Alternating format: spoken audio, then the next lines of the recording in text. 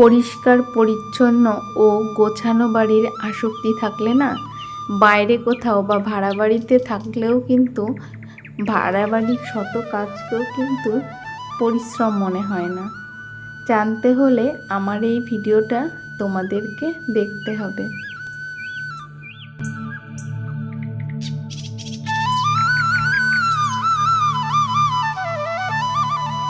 শুভ সকাল আমার প্রাণপ্রিয় বন্ধুরা, আশা করছি তোমরা প্রত্যেকেই বেশ ভালো আছো ঈশ্বরের আশীর্বাদে।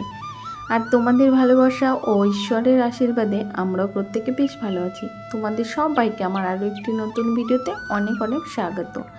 আজকের পাঠটা কিন্তু শনিবার।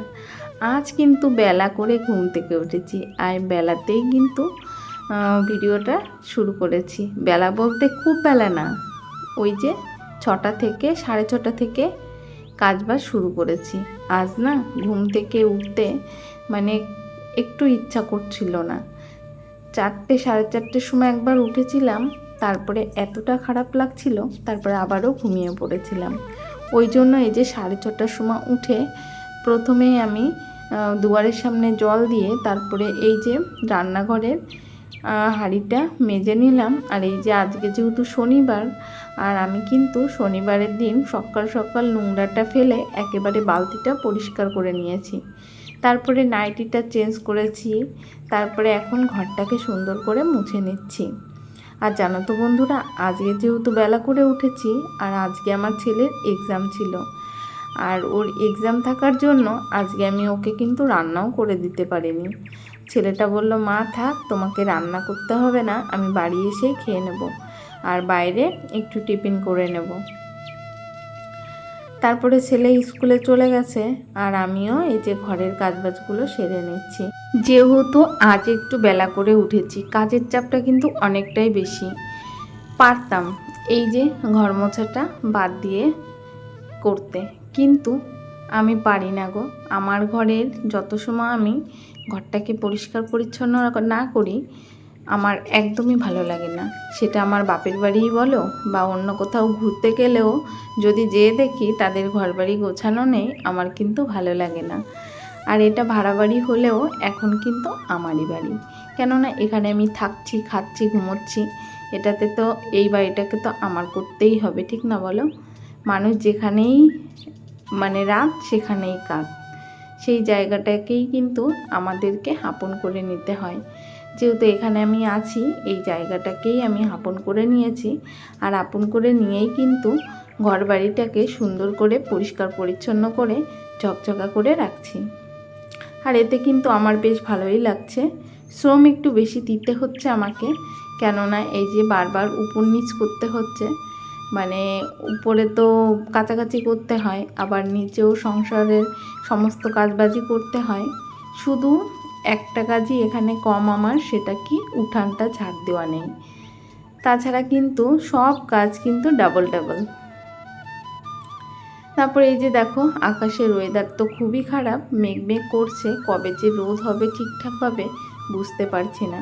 তবে কাছাকাছিগুলো কিন্তু ফেলেও রাখা যাচ্ছে না, বাচ্চা কাচ্চার সংসার, আর এদের জন্য কিন্তু জামা কাপড় রেগুলারই কাছাকাছি করতে হয়।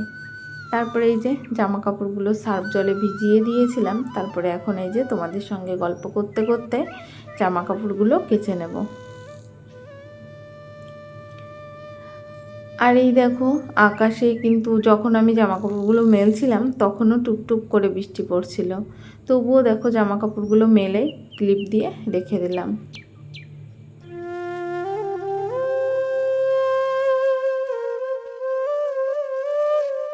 এই দেখো, সমস্ত জামা কাপড়গুলো কিন্তু আমার উপরে মেলা হয়ে গেছে, এখন চলে যাব নিচে। আর আজকে কিন্তু বরমশাইয়ের অফিস আছে, আর তার জন্য কিন্তু আমাকে সকাল সকাল রান্নাটাও করতে হবে, মানে ওই 10টা 11টার মধ্যে রান্নাটা করে নিতে হবে। ওর একটু অফিসিয়াল কাজ আছে, তার জন্য ও একটু বেলার দিকেই বেরোবে, তাই বলল আমাকে।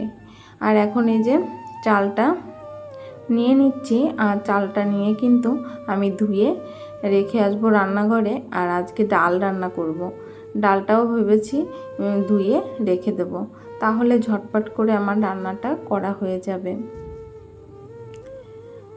আর এখানে যেহেতু এই যে প্রতিদিনই জামা কাপড়গুলো মেলছি, তোমরা তো সকালে দেখতেই পাচ্ছিলে। আর এইভাবে মানে খাটের স্ট্যান্ড থাকলে সব থেকে ভালো হয় জামা কাপড় মেললে। আর এইভাবে মেলা থাকলে না সারাক্ষণ মাথায় বাঁধে। তবে কি করব বলো, কিছু তো আর করার নেই। আর বাইরে যেহেতু দেখলাম টুপটাপ করে এক এক ফোঁটা বৃষ্টি পড়ছে, ওই জন্য দেখো এই জামা কাপড়গুলো ঘর থেকে বের করে এনে এই যে এই জায়গাটায় মেলে দেব। এখানে মেলে দিলে আবার অতটা বেশি মাথায় লাগে না, কেননা এই সাইডটা তো সবসময় দরকার হয় না, ওই জন্য এখানেই সমস্ত জামা কাপড়গুলো মেলে দিচ্ছি।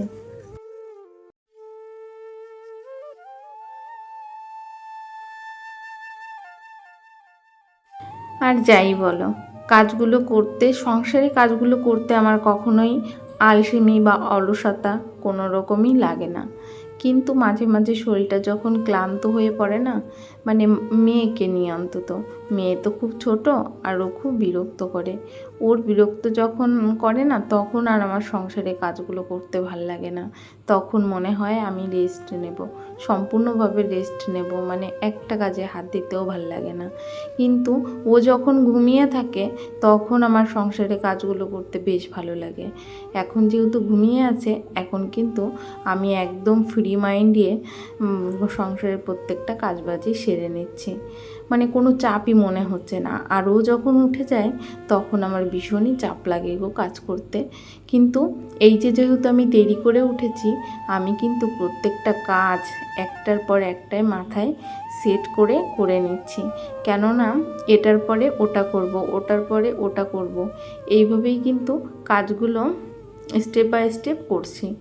তাতে কি হয়, স্টেপ বাই স্টেপ কাজগুলো করলে কিন্তু কাজের প্রতি আগ্রহটাও যেমন থাকে, তার সঙ্গে কিন্তু সময়টাও অপচয় কম হয়।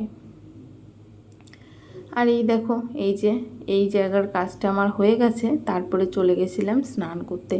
স্নান করে একদম ঠাকুর ঘরের বাসনকুসন নিয়ে চলে আসলাম উপরে। এখন ঠাকুর ঘরের বাসনকুসনগুলোও মেজে নেব। এই পর্যন্ত যে সকল বন্ধুরা আমার ভিডিওর সাথে আছো, তোমাদের সবাইকে অসংখ্য অসংখ্য ধন্যবাদ। প্রিয় বন্ধুরা, প্রত্যেকে এইভাবে আমার পাশে থেকো।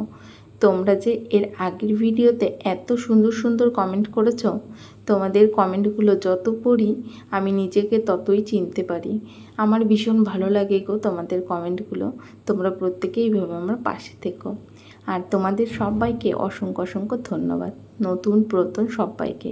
আর যারা আড়াল থেকেও দেখছো আমার ভিডিওটা, তোমাদেরকেও কিন্তু অসংখ্য অসংখ্য ধন্যবাদ।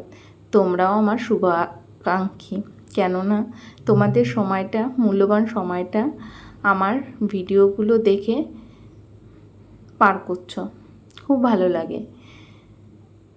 তারপরেই দেখো, এই যে স্নান টেনান করে পুজোর থালা বাসন মেজে তারপরে চলে এলাম এই যে ঠাকুর পুজোটা করতে।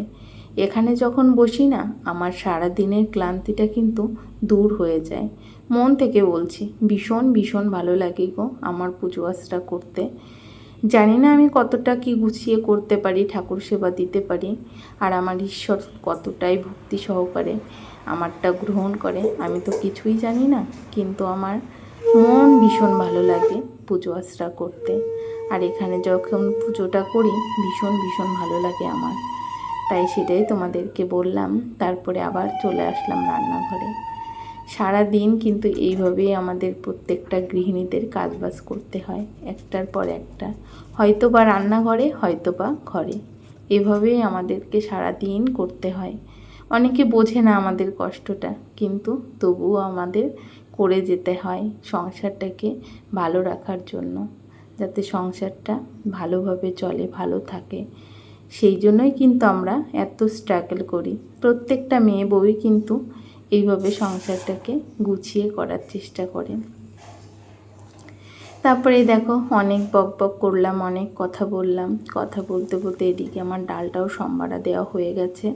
আর এদিকে কালকে রাতে কিছুটা দুধ ছিল, সেই দুধটা না এই যে ছানা করে ফেললাম, কেননা দুধটা একটু জমা জমা ভাব হয়েছে, ওই জন্য উনুনে দিয়েছি। আর এই দেখো পুরো ছানা হয়ে গেছে। এখন বেশ খানিকটা ছানা হয়ে গেছে, ছানাটাই যে বের করে নিয়েছি, হাজব্যান্ডকে দিয়ে দেবো, সে খেয়ে নেবে।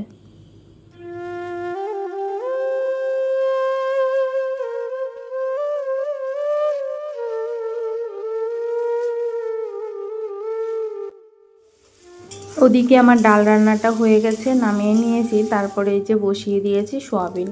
আর আজকে সোয়াবিনটা রান্না করব, আমার না একদমই খেয়াল ছিল না সোয়াবিনটা মানে জলে ভিজাতে। তারপরে কি করলাম, একটু গরম জল করে তারপরে সোয়াবিনটাকে ভিজিয়ে রেখেছিলাম। আর আমি কিন্তু সবসময়ের জন্য সোয়াবিন রান্না করার সময় সোয়াবিনটা ভেজে নিই, আলুটা ভেজে নিয়েছি, মশলাটাও কষিয়ে নিয়েছি। আমার আর সোয়াবিন ভেজাতেও মনে নেই আর ভাজতেও মনে নেই। তারপরে কি করব বলে গরম জলের মধ্যে সোয়াবিনটা ভালো করে ধুয়ে নিয়েছি। তারপরে এই যে আলু ভাজিটার মধ্যে রেখে দিয়েছি। এখন ভেবেছি এই যে মশলাটা কষিয়ে নিয়েছি, এখন এই যে আলু আর সোয়াবিনটা দিয়ে দিলাম। এখন ভালো করে আবারও 5 মিনিট মতো কষিয়ে নেব। আর দেখবে এই যে নিরামিষ দিনেও রান্নাবান্না করতে গেলে নিরামিষের যেই মশলাগুলো থাকে সেই মশলাগুলোও কিন্তু সুন্দরভাবে কষিয়ে নিলে রান্নাটা কিন্তু খেতে ভালো লাগে। আর আজকের সোয়াবিনের রান্নাটা কিন্তু সত্যিই দারুণ হয়েছিল খেতে, আর তার সঙ্গে ডালটাও। যেহেতু রাতে ভয়েসটা দিচ্ছি তো তাই তোমাদেরকে বলতে পারলাম, খুব সুন্দর লেগেছিল খেতে সোয়াবিনটা, ডালটা। আর আমার না ওই যে কি বলবো, সকালের দিকে ভিডিওটা করতে বেশ ভালো লাগে। আর আমি না এই যে ভিডিওটা দেখছো, এই ভিডিওটা কিন্তু ওই সকাল 6:30 থেকে মানে 10টা 11টা পর্যন্ত করেছিলাম। তারপরে আর কিছুই করিনি। তারপরে দেখো এই যে রান্না বান্না আমার হয়ে গেছে। এখন এই যে উনুনটা তুলে নিলাম, মানে উনুনের ঝিকটা তুলে নিলাম। এখন এই যে গ্যাসটাকেও ওভেনটাকেও সুন্দর করে মুছে নিচ্ছি। আর আমি কিন্তু এখানে এসে প্রতিদিনই কিন্তু ওভেনটাকে মুছে নিচ্ছি। কিন্তু আজ যে কত বড় ক্ষতি হয়ে গেছিলো আমার, তোমরা একটু দাঁড়াও, নিশ্চয়ই বুঝতে পারবে। তারপরে এই দেখো এই যে রান্নাঘরটা তো একদমই ছোট, তবে গুছিয়ে রাখার চেষ্টা করি রান্নাঘরের প্রত্যেকটা জায়গা। সুন্দর করে এই যে গুছিয়ে নিলাম নিচেটা। এখন এই যে আমার ঝাড় দেওয়া হয়ে গেছে, এখন নোংরাটা ফেলে নেব। আর এইভাবে কিন্তু প্রতিদিনই রান্না করে আমি মানে ঘরদুয়ার যেমন গুছিয়ে রাখি সেরকম আমার এই ছোট্ট রান্নাঘরটাকেও সাজিয়ে গুছিয়ে সুন্দর করে রাখার চেষ্টা করি। এই যে অল্প কিছু বাসন পড়েছে সেটাই মেজে নিচ্ছি। আর আজকে ওই যে দেখলে না দুধ বসিয়েছি, আজকের এই দুধটা কিন্তু আমার পুড়িয়ে গেছিলো, জানো কি কষ্ট লাগছিল, মানে বলে বোঝাতে পারবো না। তো আজকের বারটা ছিল শনিবার, আর শনিবারের দিন কিন্তু দুগ্ধ কোনো জিনিস শনি মঙ্গলবার বাড়িতে যদি পোড়া লাগে না, এতে কিন্তু সংসারের অমঙ্গল হয়, আমি শুনেছি আর আমি সেটা মানিও। আর তোমরা তো জানোই শনিবারের দিনটা হলো ওই যে বড় ঠাকুর বলে না, বড় ঠাকুরের পুজো হয়। আর ওই জন্যই কিন্তু আমরা কিন্তু প্রত্যেকেই কিন্তু বড় ঠাকুরকে ভীষণ ভয় পাই। আর তার জন্য কিন্তু আমরা প্রত্যেকেই বাড়ি শনি মঙ্গলবার কিন্তু বারের পুজো করে থাকি। তবে আমার মনটা ভীষণই খারাপ লাগছিল, মানে তোমাদেরকে বলে বোঝাতে পারবো না। আর এই যে কি রান্নাবান্না করেছি আগে তোমাদেরকে সেটা দেখিয়ে নিই। এই যে তোমরা তো দেখেছো, আজকে ডাল করেছি, গাঢ় করে ডাল করেছি আর সয়াবিন করেছি। আজকে সকালের দিকে কিন্তু আমরা কেউই কিছু খাইনি একেবারে। এই যে এখন বাজে হলো ওই 11টা, মানে আজকে দুপুরেই এইগুলো খাওয়া হবে। তারপরেই দেখো এই হাঁড়িটার কথাই তোমাদেরকে বলছিলাম কতটা পুড়ে গেছে। তবে আমি হাঁড়িটা অনেকটাই পরিষ্কার করতে পেরেছিলাম, অনেকটা সময় লেগেছে তাই ভিডিওটা আর বেশি বড় করলাম না। সবাইকে শুভ দুপুর, টাটা, বাই বাই।